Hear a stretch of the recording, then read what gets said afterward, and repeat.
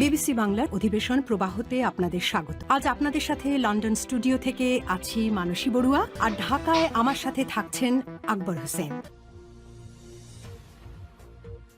বাংলাদেশের সর্বশেষ গুরুত্বপূর্ণ আপডেট সংবাদে আপনাকে স্বাগত। শুরুতেই সংবাদ শিরোনাম, পরে বিস্তারিত। প্রথমেই জানাবো, বিরোধী দলীয় নেতা ডাক্তার শফিকুর রহমান বললেন, জুলাই যোদ্ধাদের সঙ্গে বেইমানি করলে আল্লাহ আমাদের ছেড়ে দেবে না। জামাত ইসলামের আমির এবং জাতীয় সংসদের বিরোধী দলীয় নেতা ডাক্তার শফিকুর রহমান জানিয়েছেন যে জুলাই যোদ্ধাদের সঙ্গে বেইমানি করলে আল্লাহ তাআলা আমাদের ছেড়ে দেবে না। গণভোটের রায় বাংলা জমিনে বাস্তবায়ন করতে হবে। অন্যায়ের কাছে আমরা কখনোই মাথা নত করব না। এরপর জানাবো, হাসিনা দেশের সীমানায় পা রাখলে গ্রেপ্তার, বললেন আইনমন্ত্রী।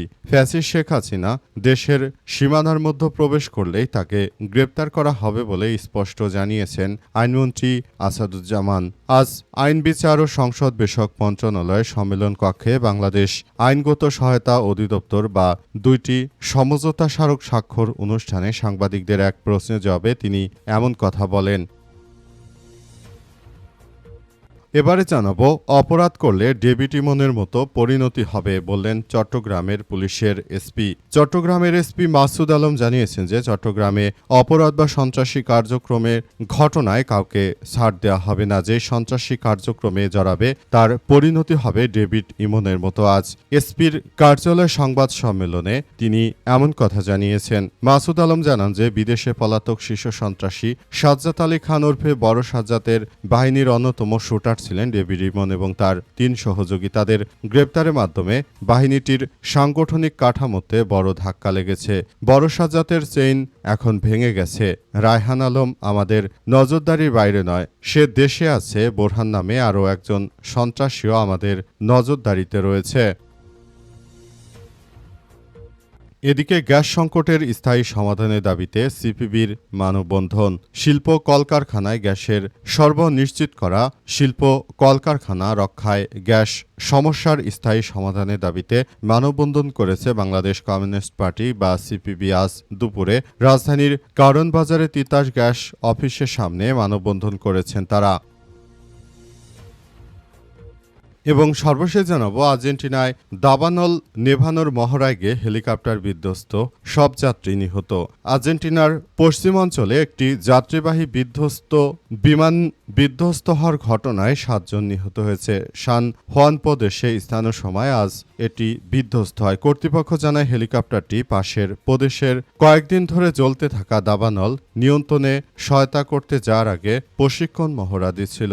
আজ 10টার দিকে হেলিকপ্টারটির সঙ্গে নিয়ন্ত্রণ কক্ষের যোগাযোগ বিচ্ছিন্ন হয়ে যায়। প্রিয় দর্শক, এতক্ষণ শুনছিলেন সংবাদ শিরোনাম, এবারে বিস্তারিত।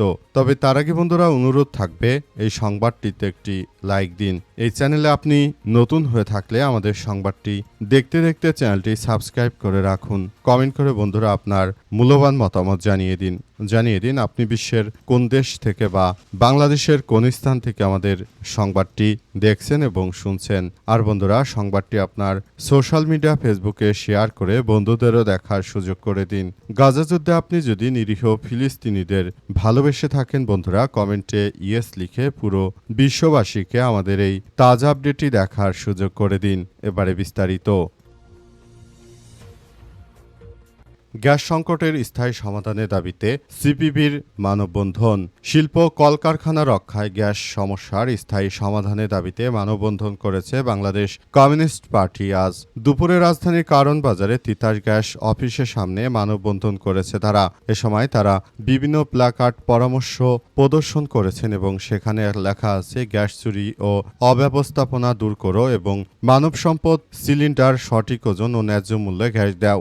মানসম্মতভাবে বাংলাদেশে গ্যাসের সরবরাহ করতে হবে বলে সিপিবির পক্ষ থেকে নিশ্চিত করা হয়েছে। সিপিবির পক্ষ থেকে আরও বলা হয়েছে যে যারাই গ্যাস নিয়ে নয়ছয় করবে তাদেরকে বাংলাদেশে জনগণ ধাওয়া দিতে বাধ্য হবে। তিনি সিপিবির নেতাকর্মীরা আরও জানিয়েছে যে দেশটাকে সুন্দরভাবে গড়ে তোলার মধ্য দিয়ে আমাদের সবাইকে আরও এক ধাপ এগিয়ে যেতে হবে। যদি দেশের এই করুণ অবস্থা হয় এবং যদি দেশটাকে এভাবে এগিয়ে নিয়ে না যায় তাহলে এই দেশ কখনোই বাংলাদেশটা আর ভবিষ্যতের দিকে এগোতে পারবে না বলে সিপিবির পক্ষ থেকে বলা হয়েছে। সিপিবির পক্ষ থেকে আরও বলা হয়েছে যে দেশটাকে সুন্দরভাবে গড়ে তোলা এই মুহূর্তে আমাদের জন্য অত্যন্ত গুরুত্বপূর্ণ একটি বিষয় হিসেবে দাঁড়িয়েছে।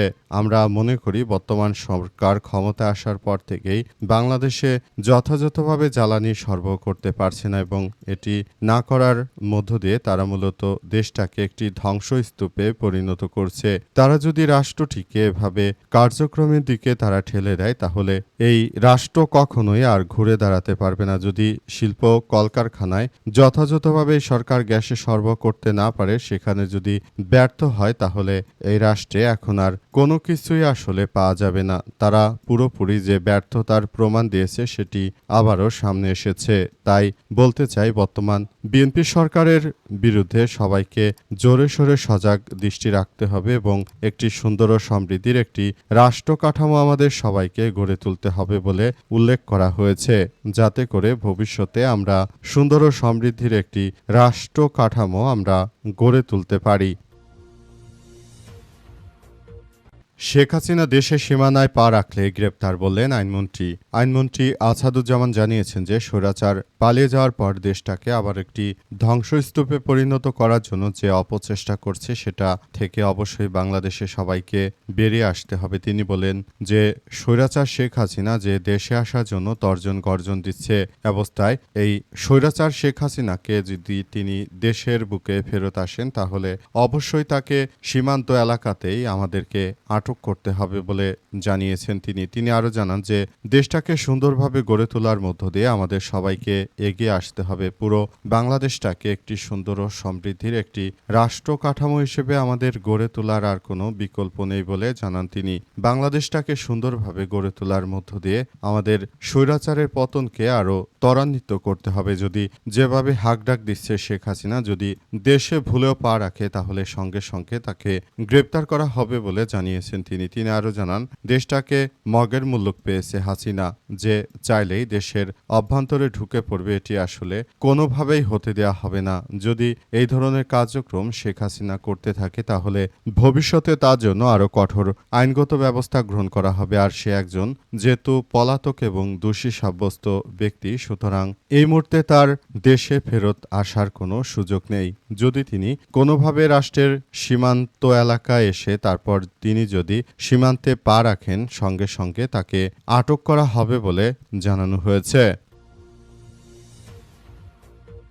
কেউ যদি অপরাধ করে তাহলে তার পরিণতি হবে চট্টগ্রামের শীর্ষ সন্ত্রাসী ডেভিড ইমনের মতো, বললেন চট্টগ্রামের এসপি মাসুদ আলম। চট্টগ্রামের পুলিশের এসপি এবার তিনি মুখ খুলেছেন। তিনি জানিয়েছেন যে যদি আসলে এভাবে কার্যক্রম হতে থাকে তাহলে আমরা এই সন্ত্রাসীদেরকে কোনোভাবেই ছাড় দেব না। তিনি আরও জানিয়েছেন যে চট্টগ্রামের এসপি আরও জানিয়েছেন যে দেশটাকে সুন্দরভাবে গড়ে তোলার মধ্য দিয়ে আমাদের সবাইকে এগিয়ে আসতে হবে। যদি রাষ্ট্র কাঠামো যথাযথভাবে আমরা পরিচালিত করতে না পারি সেক্ষেত্রে আমরা এক ভয়াবহ বিপর্যয়কর পরিস্থিতির মধ্যে পড়ে যাব, আর সেখান থেকে আমাদের বেরিয়ে আসা অত্যন্ত জটিল কিছু হয়ে দাঁড়াবে। আমরা বিষয়গুলো অত্যন্ত গুরুত্ব সহকারে দেখভাল করছি।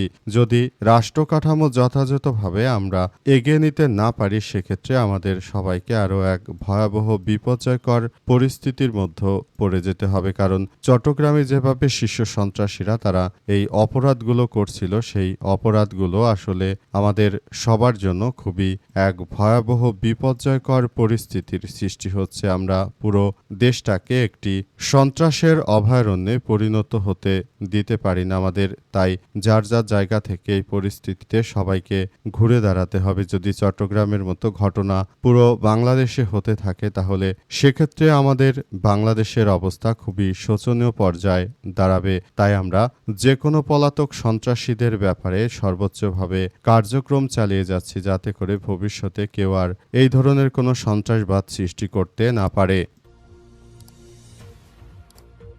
জুলাই যোদ্ধাদের সঙ্গে বেইমানি করলে আল্লাহ আমাদের ছেড়ে দেবে না, বললেন ডক্টর শফিকুর রহমান। বাংলাদেশ জামাত ইসলামের আমির ও জাতীয় সংসদের বিরোধী দলীয় নেতা ডক্টর শফিকুর রহমান জানিয়েছেন যে জুলাই যোদ্ধাদের সঙ্গে বেইমানি করলে আল্লাহ আমাদের ছেড়ে দেবে না।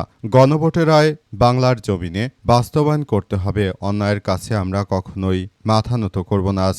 একটা দিকে জুলাই গণ অভ্যুত্থানে শহীদ পরিবার এবং আহত জুলাই যোদ্ধাদের নিয়ে মতবিনিময় সভায় তিনি এমন কথা বলেছেন। তিনি আরও জানান, একদলকে সরিয়ে অন্য দলকে ক্ষমতায় বসানোর জন্য জুলাই বিপ্লব হয়নি, রাতে স্বৈরাচারের সঙ্গে আপোষ করে দিনে প্রতিবাদ করেনি জামাত ইসলাম। বাংলাদেশ জামাত ইসলাম শুধুমাত্র দেশের কল্যাণ এবং দেশের জনগণকে সঙ্গে নিয়েই তারা কার্যক্রম এগিয়ে নিয়ে গেছে। অবস্থায় কেউ যদি মনে করে যে তারা নিজেরা অনেক বড় কিছু করে ফেলেছে, সেটি সম্পূর্ণ তাদের ব্যর্থতা বলে মন্তব্য করেছেন বাংলাদেশ জামাত ইসলামের আমি ডাক্তার শফিকুর রহমান। তিনি ইতিমধ্যে সবাইকে যার যার জায়গা থেকে পরিস্থিতি মোকাবেলা করার জন্য উদাত্ত আহ্বান জানিয়েছেন।